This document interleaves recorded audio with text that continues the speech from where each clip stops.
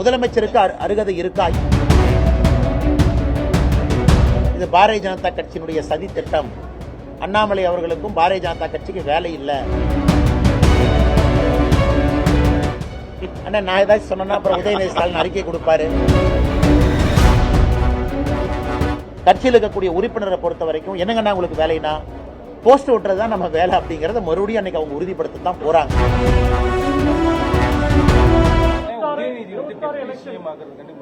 இப்படி வர்றாங்கண்ணா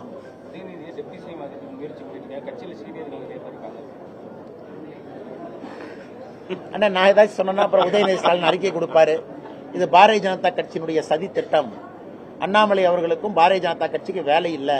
இது நாங்கள் போட்ட பகல் திட்டம் தான் உதயநிதி ஸ்டாலின் அவர்களை தமிழகத்தினுடைய முதலமைச்சர் ஆகணும்னா நாங்க தமிழகத்துல திமுக இருந்து மக்களை காப்பாற்றணும்னு நினைக்கும் பொழுது நாங்கள் எதுக்கு சதி திட்டம் போட போறோம் உதயநிதி ஸ்டாலின் அவரை துணை முதலமைச்சர் ஆக்கணும் அப்படின்னு. அதனால் எங்களை பொறுத்தவரை முதலமைச்சருக்கு அருகதை இருக்கா? இருக்கு. யாரை வேண்டுமானாலும் துணை முதலமைச்சரா அவர் அறிவிக்கலாம். ஆனா அரசியலமைப்பு சட்டத்தில் இடம் இல்லை. ஆனா வச்சுக்கலாம், தவறு கிடையாது. பாரதிய ஜனதா கட்சி ஆளுகின்ற மாநிலத்திலும் துணை முதலமைச்சர் இருக்கிறாங்க கூட்டணியில. முதலமைச்சருக்கு முழு அருகதை இருக்கா? இருக்கு. அவர் யாரை வேணாலும் துணை முதலமைச்சர் ஆக்கலாம். ஆனா அது தமிழக மக்களுக்கு மறுபடியும் ஒரு வெட்ட வெளிச்சத்தை காட்டும். திமுக எப்படிப்பட்ட கட்சி என்பதை தமிழக மக்கள் உணர்ந்து கொள்வதற்கு உதயநிதி ஸ்டாலின் அவர்கள் துணை முதலமைச்சராக பொறுப்பேற்கிறாங்க, முதலமைச்சர் ஆசைப்படுறாங்கன்னா அந்த நாள் தமிழக மக்களுக்கு மறுபடியும் தெரியும். அதே நேரத்தில் சீனியர்ஸை பொறுத்த வரைக்கும் கட்சியில் இருக்கக்கூடிய உறுப்பினரை பொறுத்த வரைக்கும் என்னங்கண்ணா உங்களுக்கு வேலைனா போஸ்ட் ஓட்டுறது தான் நம்ம வேலை அப்படிங்கறத மறுபடியும் அன்னைக்கு அவங்க உறுதிப்படுத்த தான் போறாங்க. அதனால் இதில் நான் கருத்து சொல்வதை விட அந்த நிகழ்வு நடக்கும் பொழுது தமிழக மக்கள் தங்களுடைய கருத்தை சொல்லுவாங்க.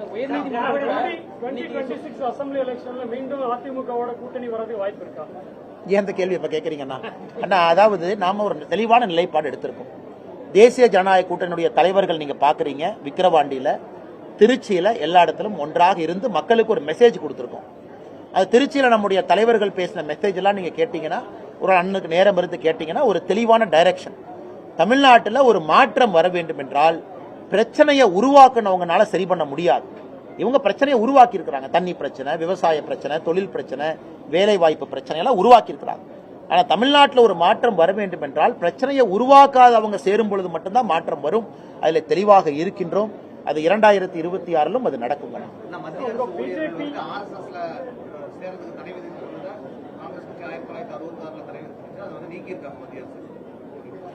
ஆனா இன்னைக்கு RSS ஒரு பொலிட்டிக்கல் ஆர்கனைசேஷன் கிடையாது. இன்னைக்கு மத்திய அரசுடைய ஊழியர்கள் ராமகிருஷ்ணா மிஷன்ல இருக்கலாம்.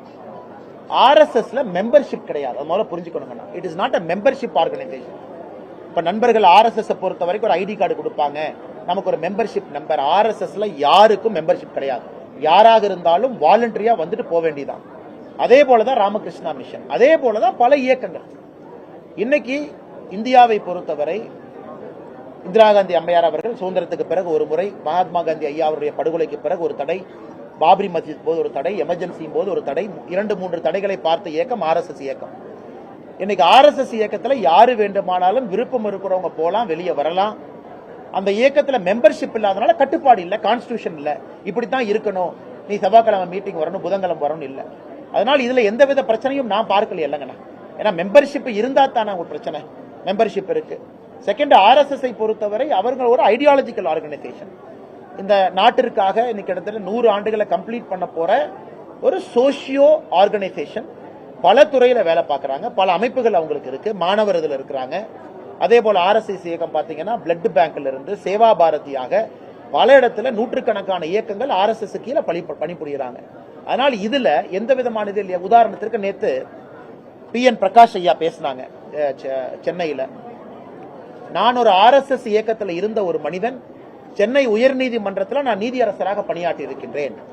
நான் ரிட்டையர் ஆனோடனே எல்லாரும் என்கிட்ட வந்து சொன்னாங்க, ஐயா ரொம்ப நேர்மையா நீங்க பணியாற்றி இருக்கீங்க, நாங்க பாராட்டுறோம் அப்படின்னு.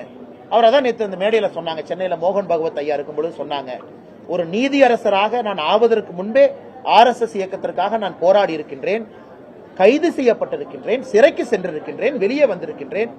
என்ன நீதியரசராக்கும் பொழுது கேட்டாங்க, கைதாக்கி, ஆமான்னு சொன்னேன். எதுக்கு கைதாக்கிறீங்க? ராமர் கோவில் கட்ட வேண்டும் என்கின்ற ஆர்ப்பாட்டத்துக்காக கைதாக்கி இருக்கேன்னு சொன்னேன். அதன் பிறகு நான் நீதியரசர் ஆயிருக்கிறேன். ஆனா என் ஜட்ஜ்மெண்ட்ல எங்கேயும் கூட ஒரு டிஞ்ச் ஆஃப் ஒரு தவறை நான் கொண்டு வரல. நான் ரிட்டையர் ஆகும் பொழுது எல்லாம் இஸ்லாமிய சொந்தங்கள்லாம் வந்து என்னை பாராட்டினாங்க, ஹைகோர்ட்னு ஒரு வார்த்தையை பயன்படுத்தினாங்க. இது எல்லாருக்கும் பொருந்தும் அல்லங்கண்ணே.